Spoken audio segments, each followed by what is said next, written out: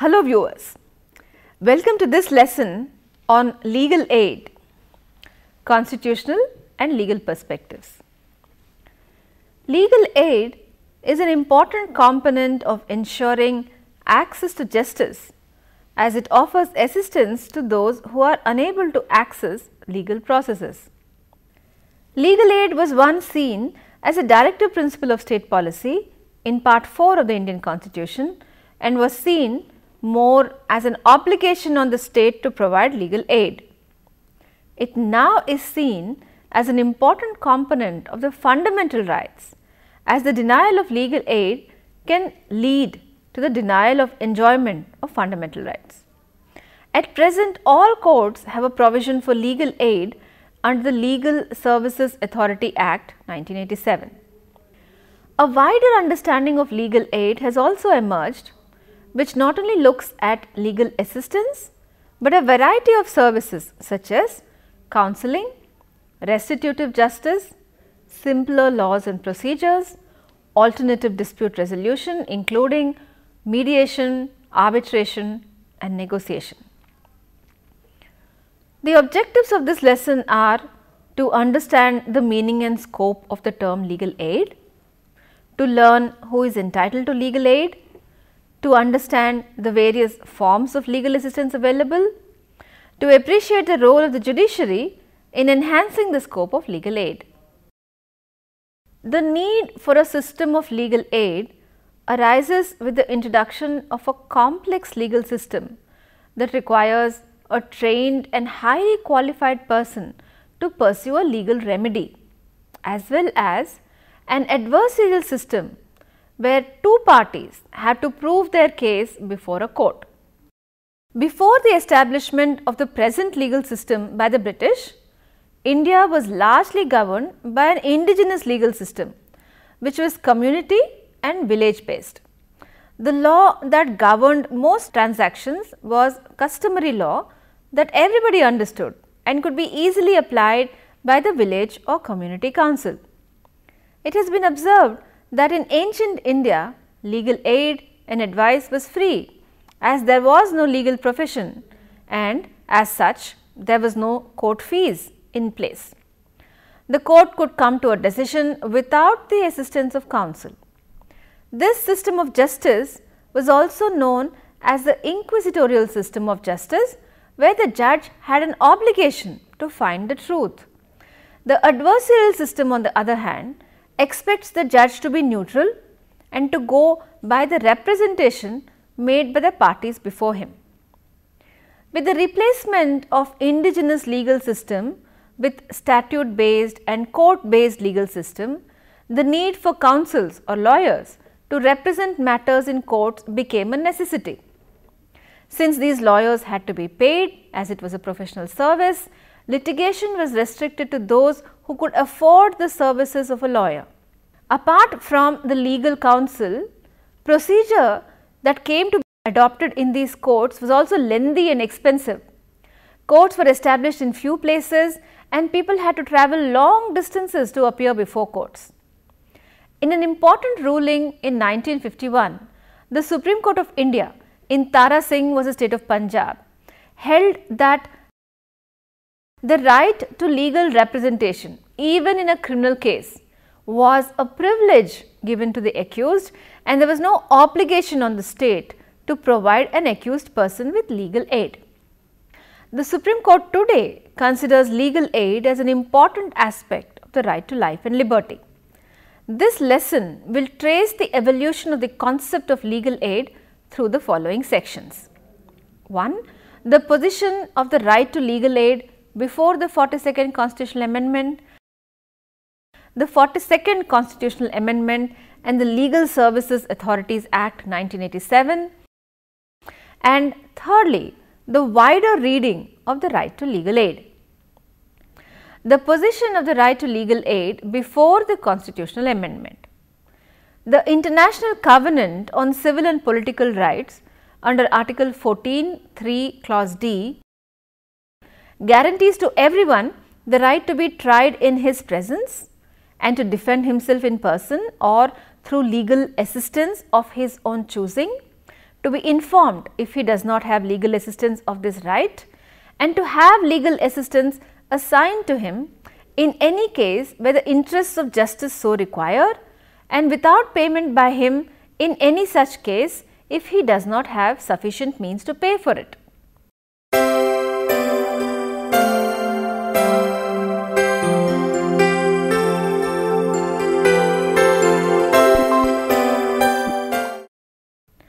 The 14th Law Commission stated that where a person is unable to obtain access to a court of law, whether to have his wrongs redressed or to defend himself, justice becomes unequal and laws meant for his protection have no meaning. It suggested that there must be some provision made for assisting the poor to pay court fee, to pay lawyer fee and other costs of litigation. There are some provisions in the Indian Constitution that expressly and impliedly provide for the right to legal aid. Article 14 provides for equality before the law and equal protection of the law. Article 22 provides that a person who is arrested has the right to consult and be defended by a legal practitioner of his choice. Article 41 imposes an obligation on the state to make effective provision for securing, among other things, public assistance in cases of undeserved want. Article 46 also directs that the state protects the interests of the weaker section and protect them from social injustices and all forms of exploitation. Distributive justice is an integral part of our constitution, and legal aid is an important part of securing distributive justice. India had several fragmented schemes both at the central and state level in partial fulfillment of this need. One of the biggest obstacles in securing the right to access justice is the lack of a qualified lawyer in India. In 1975 itself, it was pointed out that there are only 183 lawyers for 1 million people. There is a state-wise and a rural and urban divide in terms of access to legal representation. Prior to the establishment of the Legal Aid Services Authority, a pauper suit was maintainable under Order 33 of the Civil Procedure Code and Section 304 of the Criminal Procedure Code, which provided for partial statutory protection. Order 33 enables a person who is a pauper, that is, one who is not possessed of sufficient means to enable him to pay the fee prescribed by law for the plaint in the suit, or where no such fee is prescribed, when he is not entitled to property worth 100 rupees other than his necessary wearing apparel, is entitled to apply to the court for permission to sue as a pauper. The court may, if it is satisfied, grant such permission. This permission is, however, inadequate, as the individual is only exempted from the payment of court fee, and other fee such as fee payable for service of process and the like still have to be paid. The price is also fixed in 1908 and has remained unaltered. The question of assignment of counsel is also not answered by the court. Some legislations, like the rules of the Bombay High Court, provided for the assignment of a solicitor or counsel in cases on the original side of that court. Similarly, some states such as Kerala had provision for the grant of legal aid to the members of the scheduled castes and scheduled tribes. In some legislations like the Industrial Disputes Act and some forums like the consumer courts, lawyers were not allowed and litigants were allowed to represent their cases. This fragmented approach towards legal aid was clearly visible in two cases before the Supreme Court. The first was the case of Hussain Ara Khatun, decided in 1979, wherein persons were held in jail for long periods of time without any access to bail or any legal assistance. The matter was brought up to the Supreme Court by way of a public interest litigation, and these persons who were under trial were in jail for a period of over 6 to 8 years, and in some cases were in jail for periods longer than they would have served if they were convicted of those offences. The court observed that we do not think it is possible to reach the benefits of the legal process to the poor, to protect them against injustice and to secure to them their constitutional and statutory rights unless there is a nationwide legal service program to provide legal services free to them. A second case closely following this was the state of Bihar versus Khatri, decided in 1981, wherein 15 persons were blinded while in the custody of the police. This was also a public interest litigation, and the Supreme Court noticed that throughout the process of trial of these prisoners, the lower court did not ask them about the right to legal aid or legal representation to these persons. It observed that neither at the time when the blinded prisoners were produced for the first time before the judicial magistrate, nor at the time when the remand orders were passed, was there any legal representation available to these prisoners. The records of the judicial magistrates show that no legal representation was provided to them because none asked for it, nor did the judicial magistrates inquire from the prisoners produced before them, either initially or at the time of remand, whether they wanted any legal representation at state cost. The only excuse for not providing legal representation to the blinded prisoners at the cost of the state was that none of the blinded prisoners had asked for it. These cases set the tone for an already nascent legal aid movement in India to grow into a full-fledged movement and bring about statutory legal aid.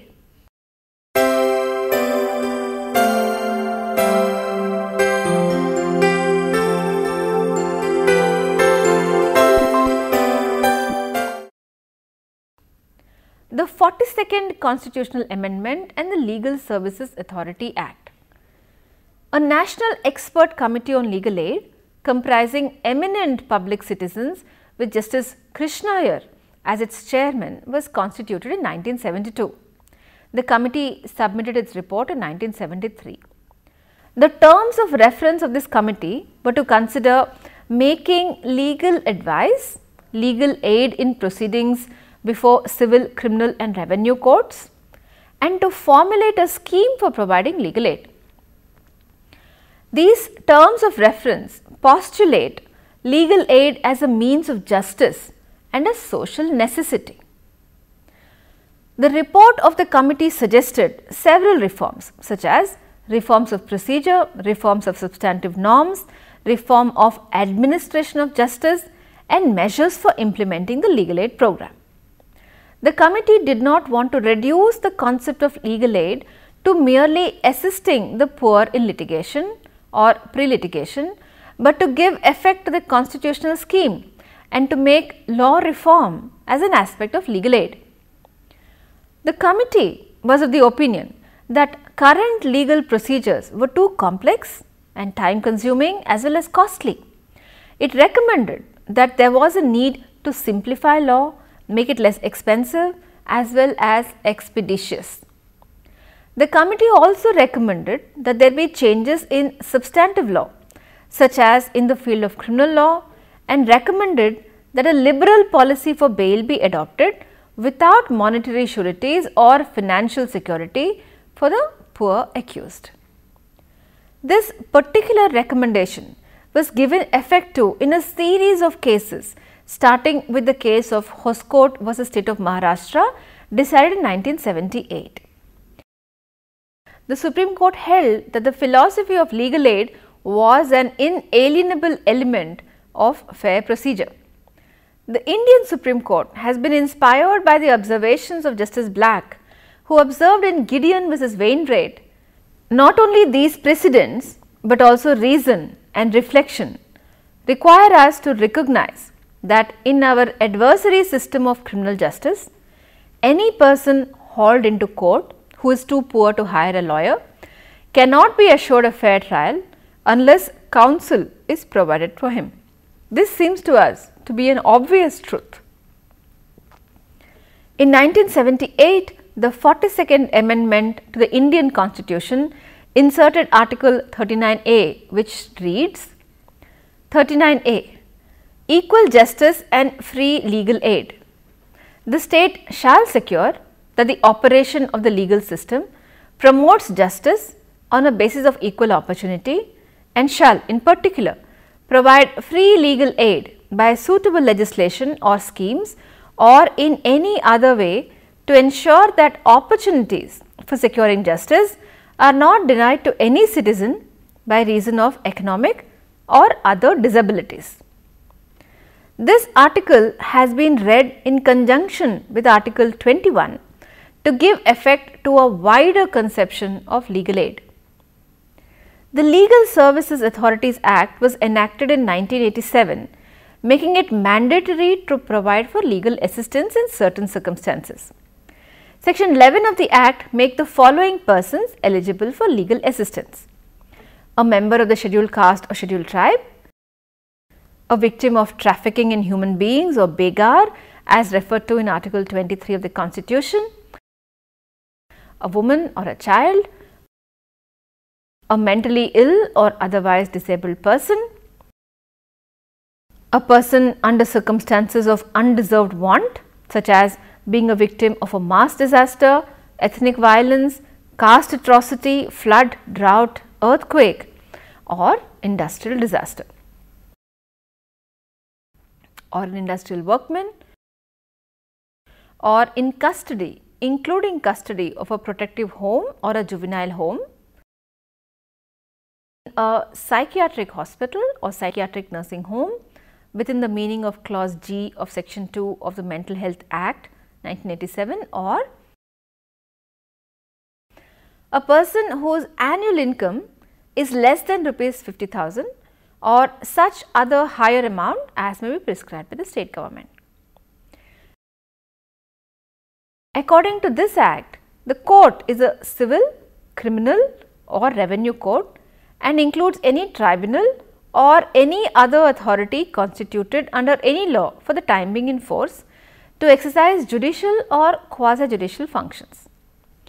Legal aid includes the rendering of any service in the conduct of any case or any legal proceeding before any court or other authority or tribunal, and the giving of advice on any legal matter. The National Legal Services Authority has been constituted under this Act and identifies specific categories of the marginalized and excluded group and formulates various schemes to implement legal assistance program for them.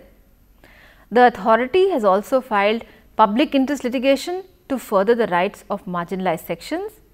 The Nalsa judgment of 2014 is considered a landmark judgment which recognizes the rights of the third gender and affirmed that they are entitled to the protection of their rights under the Constitution.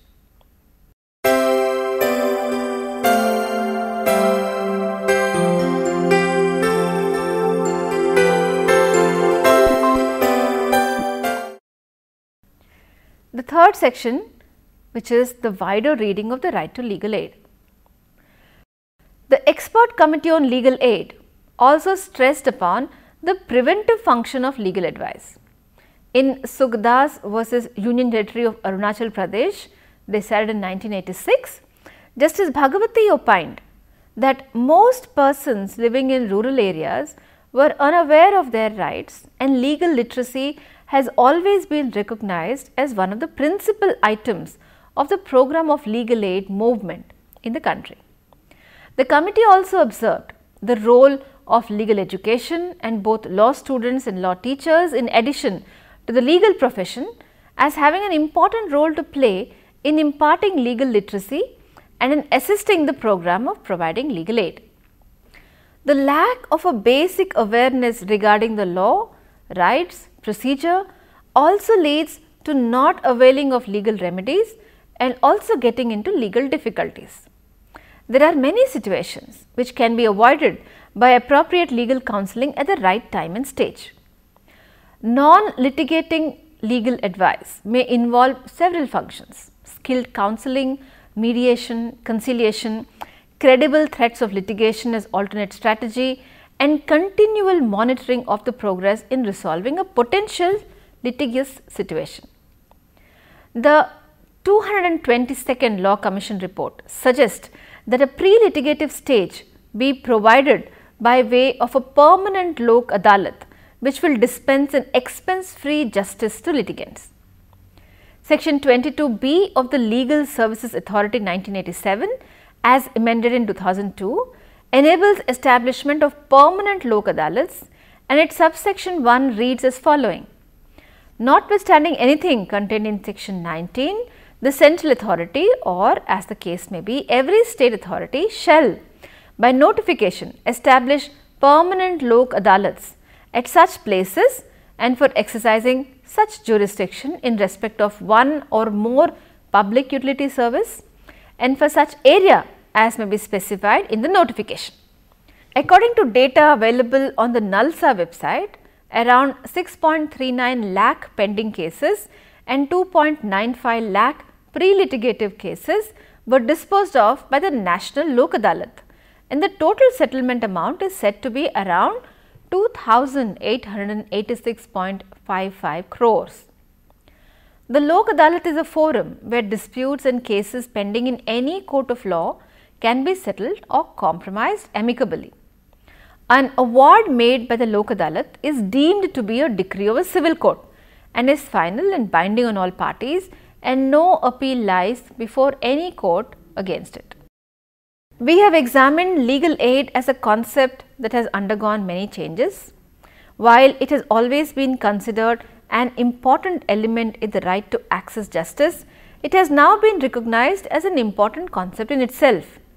From being seen as a mechanism through which the formal processes of justice may be accessed, it has become synonymous with alternative dispute resolution, legal literacy, legal advice, and simpler processes. From being a part of the regular procedure of law, it has become a part of the pre-litigation process, thereby resulting in changing the nature of legal proceedings and the legal profession. I hope you have enjoyed this lesson. We will meet again for the next lesson. Thank you.